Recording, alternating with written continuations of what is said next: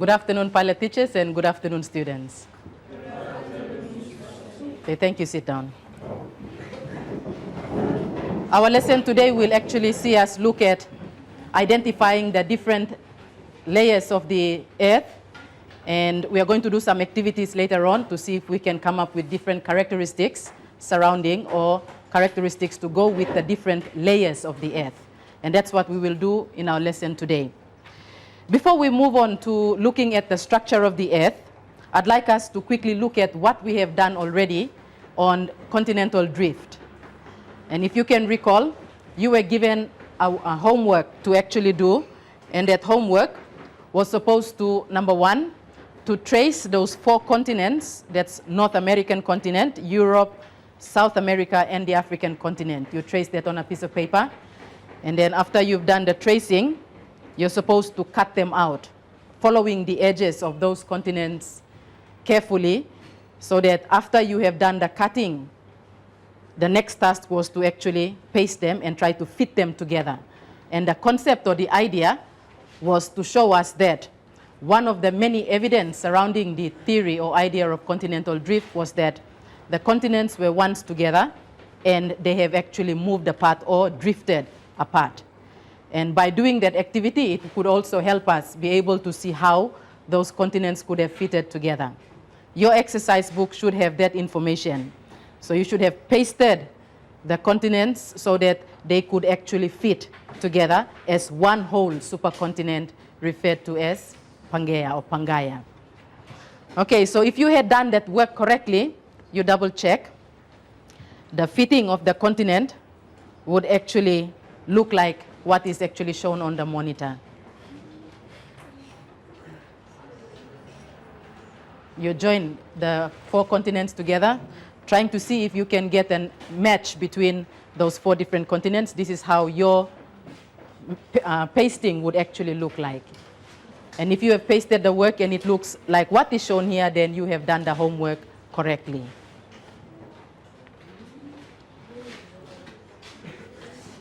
Anyone had any queries or problems with that particular homework?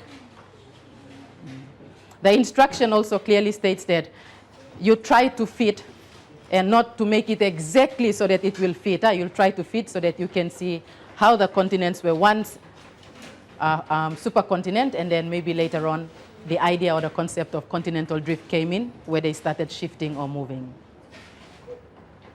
Okay, so if you have done your work correctly, this is what it would look like. We'll move on. And the information that we are going to actually move on to looking at today will be a brief summary of what we have covered already on continental drift. Going back to what we have looked at on continental drift, a simple definition can be that of the idea or the theory that individual continents could shift position on the globe. And had you done that work, you would have seen that definitely those continents somehow could have matched or fitted together as one landmass. And maybe over millions of years, they have actually shifted or moved their position over or on the globe. So when we talk about the continental drift theory or idea, it is basically to look at the concept or idea that continents could have shifted or moved from where they were originally. We also looked at one of those famous scientists who put together the different evidence that were collected and maybe brought forward by different scientists to give us maybe some evidence surrounding what we can look at to prove that the continents did move. And that scientist was Alfred Wagner. Let's also look at the other scientist who also saw that, yes, the continents could have been together, but they have shifted or moved. And now from the information on the monitor, we will see some of the explanations of the different ideas of continental drift, not from Alfred Wagner only, but also from the other scientists.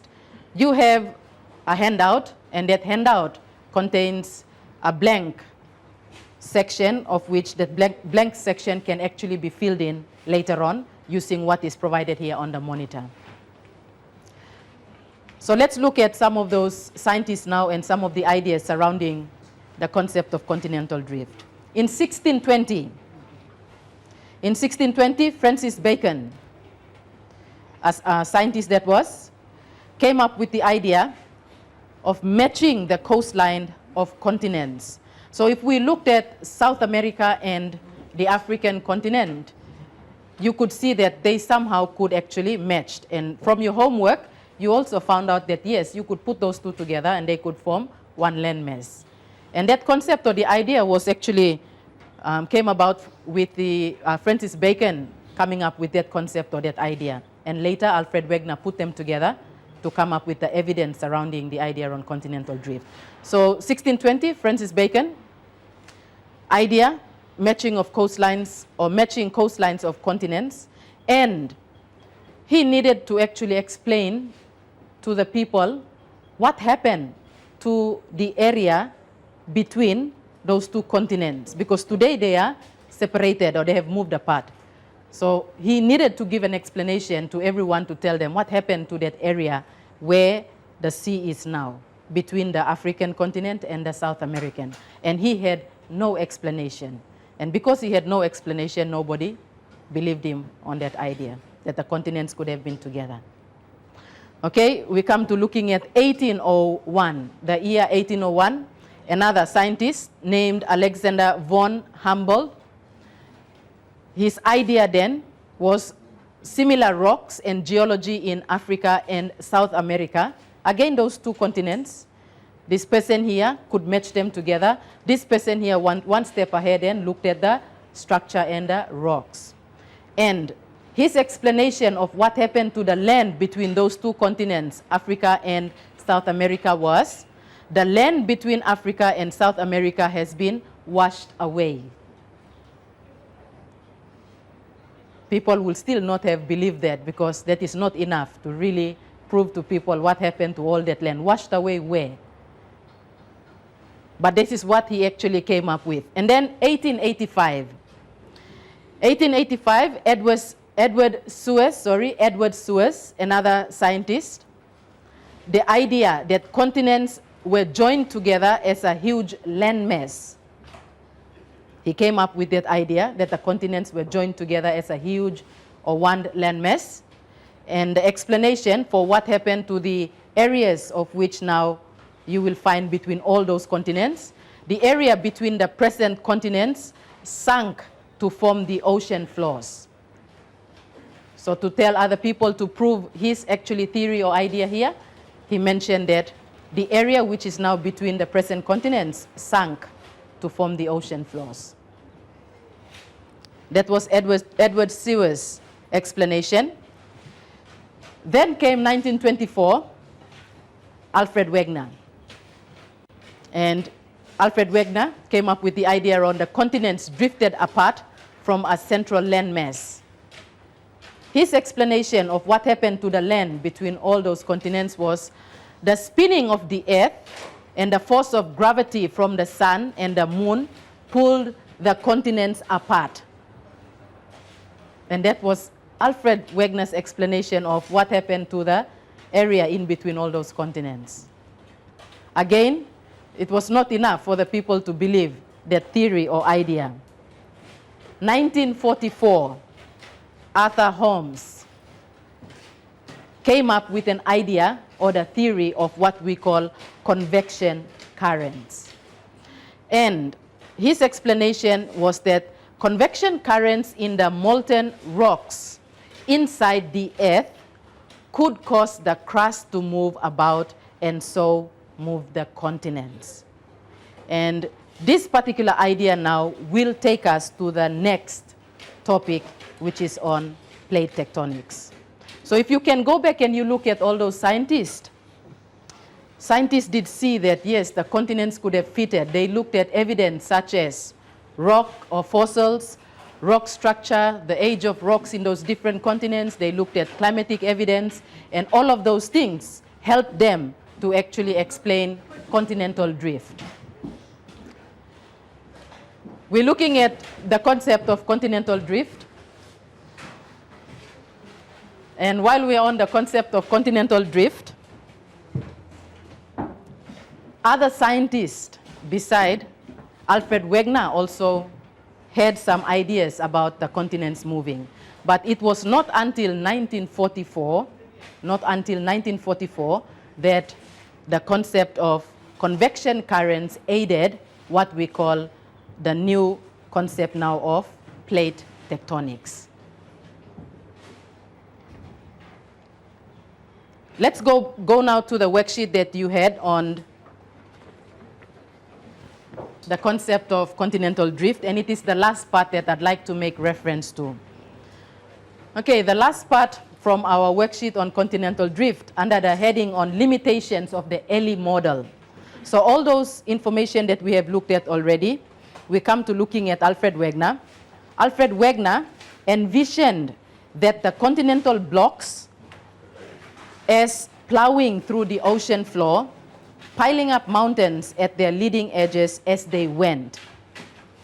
But there was no topographical evidence of disruption of the seafloor such as would be expected from this particular process. Nor could Wagner identify a sufficiently powerful driving force that could move continents without seriously violating basic physical properties or principles, sorry. Alfred Wagner actually died decades before the his basic vision was validated. Looking at plates and drifting continents, one of the many obstacles to accepting the idea of continental drift was the difficulty of imagining solid continents moving over the solid earth. However, as can be demonstrated by geophysical methods, the earth is actually not completely solid from the surface to the center of the core. In fact, a plastic, partly molten zone lies relatively close to the surface, so that in a sense, a thin, solid, rigid shell of rocks floats on a weaker, semi-solid layer below. And in order for us to be able to actually really understand plate tectonics, we need to look at the general structure of the earth. And understanding the structure of the earth, then we can go back to saying that, yes, perhaps the continents did move as stated by the early scientists, but what was missing to all of their explanation was the driving force that contributed to that movement. Where did the driving force come from? And it was only very recently from further scientific explanations that we can owe the explanation then to what we call tectonic plate movements. Let's look at the structure of the earth now, and let's maybe identify some of the important characteristics that differentiates one layer from the next. And we will look at the information from the monitor before we go on to looking at the different structures or the different layers of the earth. You look at the information from the monitor talking about evolution of the earth. Remember when we did the work on how the earth was formed scientifically, you wrote about, or you defined how you thought the earth was actually formed scientifically. It also states here that at a time very early in the earth's history, the earth was mostly a molten sphere. The forces of the earth's gravity field acting towards the center of the sphere caused what we call differentiation. And in that process, the heavier elements, such as iron, moved towards the center of the earth, and the lighter elements, such as hydrogen and oxygen, aluminum and silicon, moved to the outer surface. And in this way, a layering was actually developed from an iron-rich core of the earth, that is, to magnesium and silica-rich mantle, to a thin outer shell of crust, which is rich in the lighter elements. We look at the information now from the evolution of the earth, and you can see that the early earth was probably a homogeneous mixture with no continents or oceans. So if we had to look at the diagram to show that, this is what scientists would have come up with to tell us that probably the early earth was a homogeneous mixture with no continents or oceans. Millions of years, like what we've looked at on geological time scale. In the process of differentiation, That is when iron, which is a heavier mineral, sunk to the bottom or the center. And the lighter materials floated up to form our crust today. So iron, which is actually heavier, sunk to the bottom, and the other materials which were lighter actually floated out towards the outer surface to form the crust. Given time again, we now, as a result, we know that the Earth is actually a zoned planet. And that zoned planet will see a dense iron in the inner core or the solid core of the Earth, a superficial crust of light rock, which is outside on the surface, and between them a residual mantle. So here goes. If we are looking at the structure of the Earth, generally now we can find and see that the Earth is actually composed of 3 layers. The innermost layer, which is the core, the next layer, which is the mantle, and the outermost layer, which is the crust. Let's look at some of the characteristics for each of those different layers. We'll start off with the essential elements of the internal structure of the Earth. The crust, that is the area that we are on, which is about 10 to 50 kilometers thick. The average continental crust is about 35 kilometers in terms of its thickness. And the average oceanic crust is about 10 kilometers thick. In other words, by looking at this information, we can say straight away that under the continents, the crust is more thicker compared to on the ocean floor beds. So the crust on the oceans are thinner than the crust under the continents. The mantle, from the base of the crust to 2,900 kilometers below the surface. That's for the mantle. The core, from the base of the mantle to the center of the Earth to 6,370 kilometers below the surface. More information. We look at the core. The core of the Earth is actually further subdivided into the outer core of liquid iron, which is about 2,900 kilometers to 4,980 kilometers, and an inner core of solid iron. So if we look at the core itself, the outer core is believed to be of liquid iron, and the inner core is believed to be of solid iron.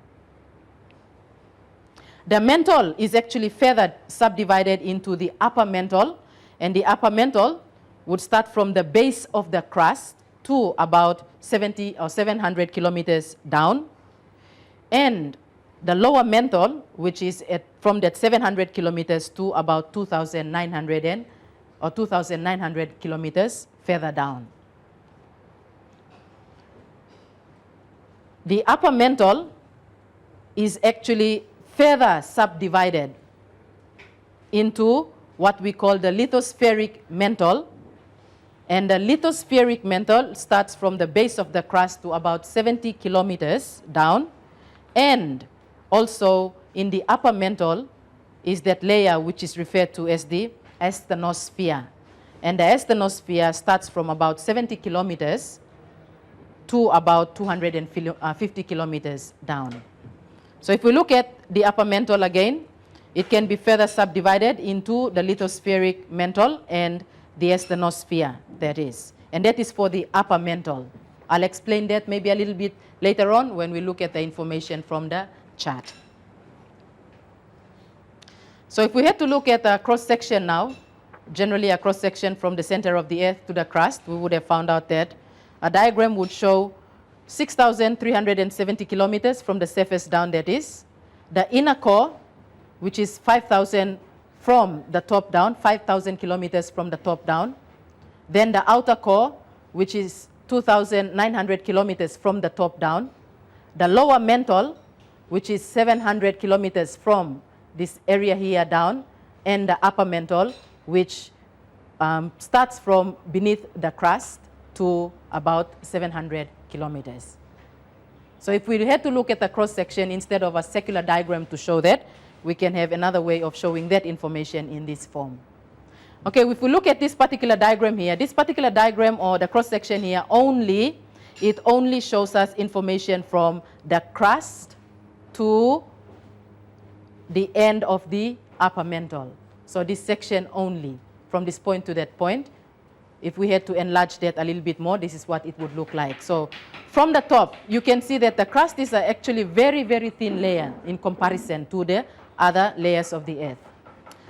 Then we come to that section of the upper mantle now, where we have what we call the mantle lid. We'll look at that a little bit later on. Then comes the asthenosphere. So if you look at the asthenosphere, this is actually found within the upper mantle. It's actually not the crust. It's already now looking at the second layer of the earth, which is the mantle.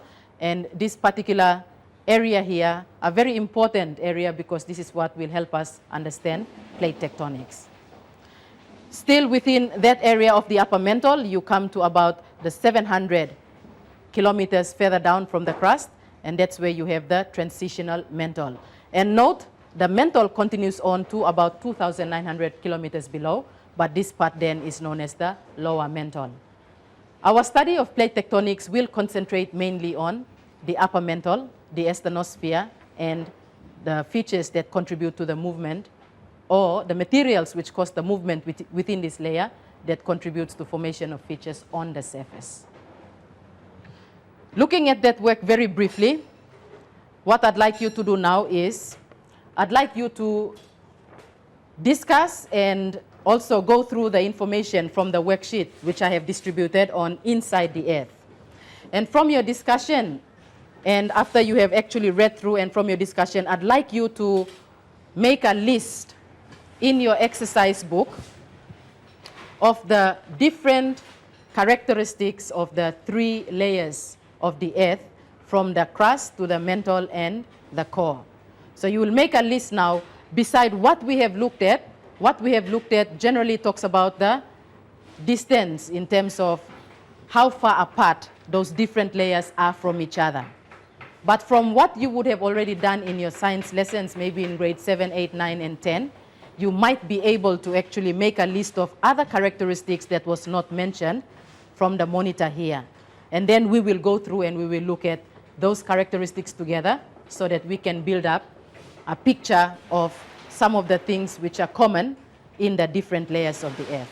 So what I'd like you to do is I'd like you to discuss. From your discussions, I'd like you to make a list, and then I'll call upon some students to give your answers for the different characteristics that you would have discussed together. Okay, so we'll have a group discussion now. You can discuss in threes or you can discuss in pairs. And after your discussions, don't forget you must make a list. And then we will look at that list together.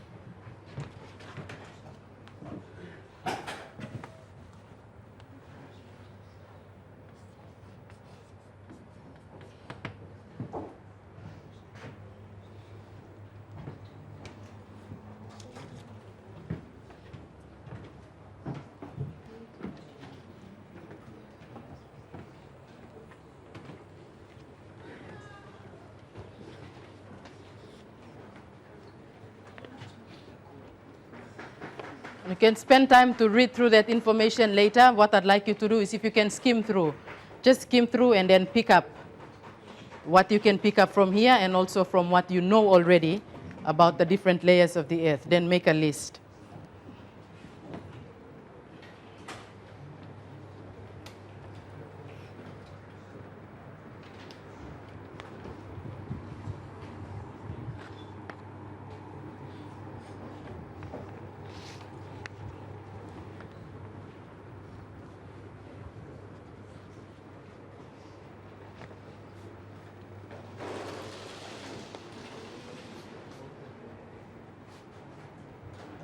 So we work together and come up with a list. Then later you can actually put the list properly when we do the corrections together. We skim through the notes to help us with our list.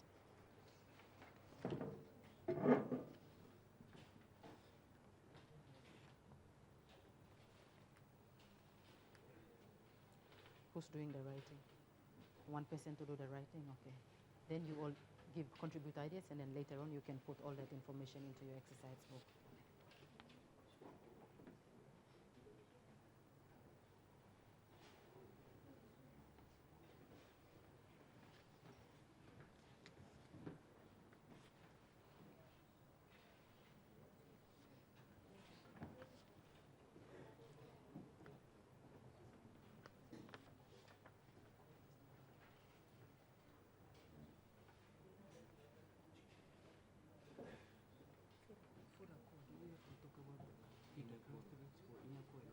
Yeah, you could do that, yes, but then at the end we will put them all together.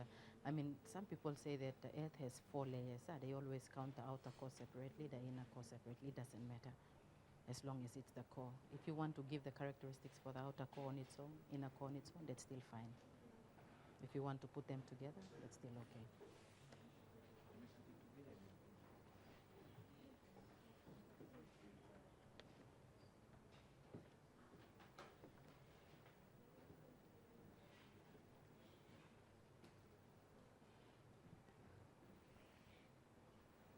Are you working together, discussing?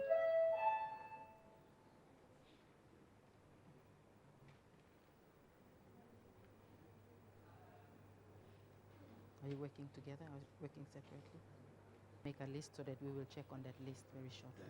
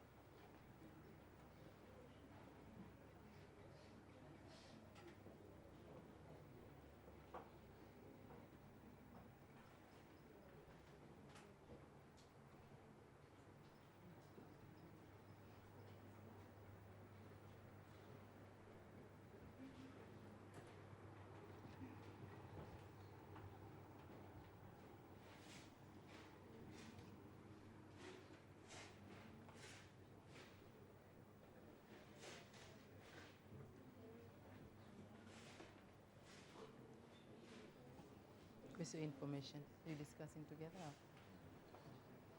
Looks like he's doing all the writing and you're doing all the sitting.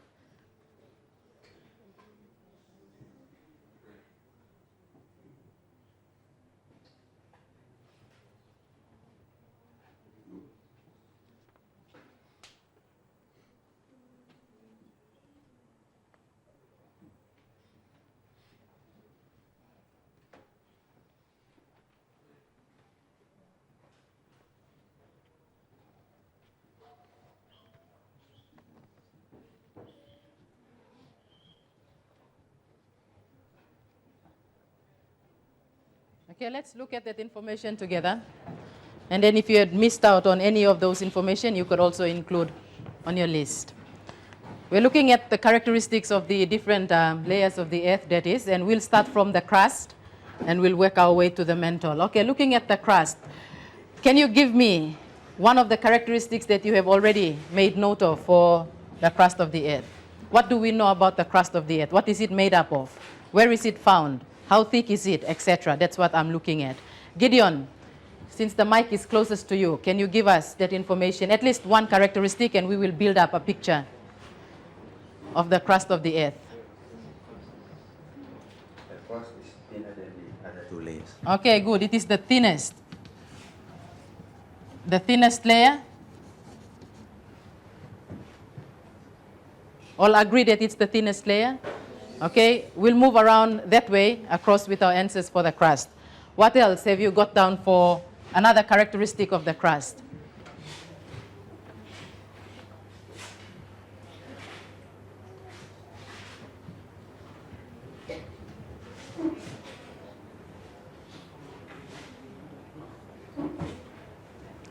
It is thinner under the oceans. Okay, good.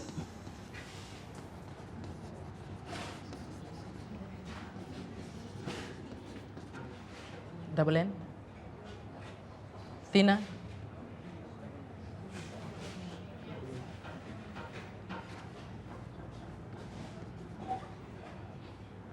Okay, that's a good point made there. We already found out that, yes, definitely the crust is actually thinner under the oceans. In other words, from this information, we can work out straight away that if it is thinner under the oceans, then it would be thick under the continents.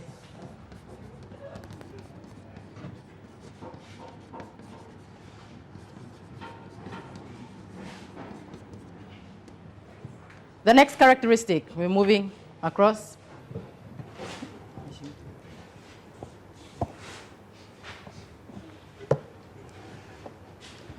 It is brittle and can break easily. Okay, because the crust is very thin, or it's the thinnest layer compared to the others, it can break easily because it is brittle. It's brittle, it can break, bend, crack easily. Another characteristic, Moses? Crust is 0 to 100 kilometer thick.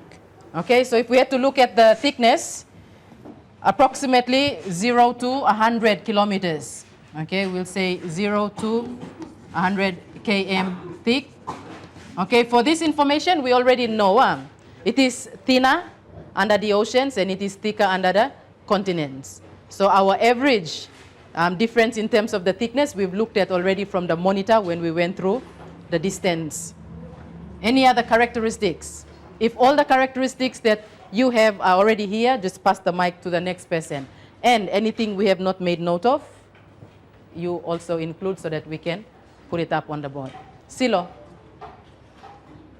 Okay, across. Elsie, no, up front to Dorothy. Elsie has one characteristic, so we'll give it to her. No? So that means, so far from that end to there, most of you already only have those 3 or 4 information. Any other things that we need to include that is not here? Dorothy, none? Caleb?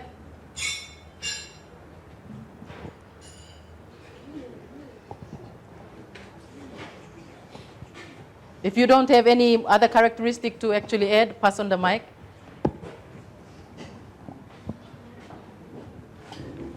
The crust is the outermost layer. Okay, very good. Okay, it's the outermost layer when we're looking at the general structure of the earth. Bavine? Oh, sorry, not Bavine, Catherine?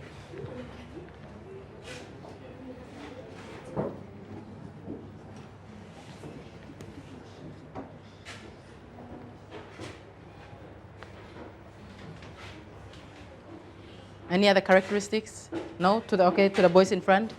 Frank? Or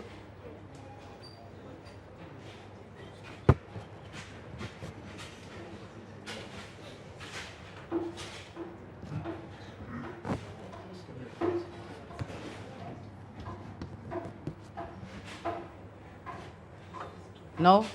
Okay, well, This is how much we've already put together from the class on what we know about the crust. The thinnest layer, it is thicker under the oceans. It is thinner under the oceans. It is thicker under the continents. Because the crust is the thinnest layer, it is brittle. It can break, bend, crack easily. The distance we've looked at, or the thickness, of the crust, generally we found out that it's between 0 to 100 kilometers thick. And it is also the outermost layer of the Earth's structure. It's said to know that we don't know also that the crust is made up of the continents and the oceans. Did we know that? Isn't that a characteristic?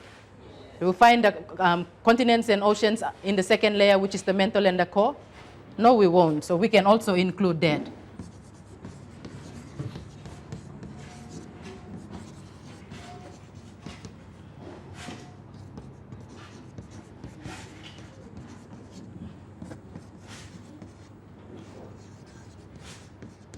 Made up of the continents and the oceans. What else do we know about the crust, which we maybe have thought about now, beside what is put here? It is?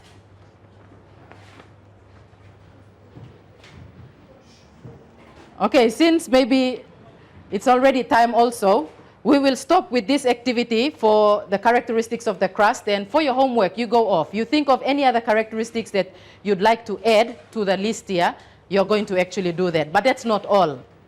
The other piece of work that I'd like you to also do is you do the same for the mantle and you do the same for the core.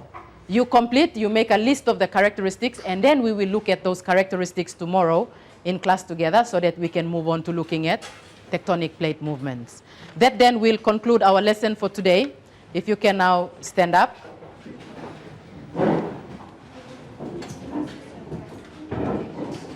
To the pilot teachers, our keyword for today is plate. That is for lesson 20. Good afternoon and thank you, students.